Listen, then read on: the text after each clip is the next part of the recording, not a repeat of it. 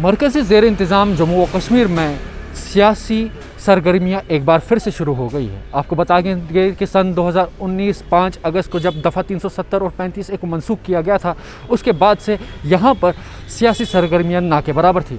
गुज़श्ता रोज़ कई ज़रायों से ये मालूम हुआ कि मरकज़ रवां महीने की 24 तारीख को ऑल पार्टी मीटिंग का इनेकाद कर रहा है, जिसके लिए वादी कश्मीर के सियासतदानों को भी दावतनामे भेजे जाएंगे।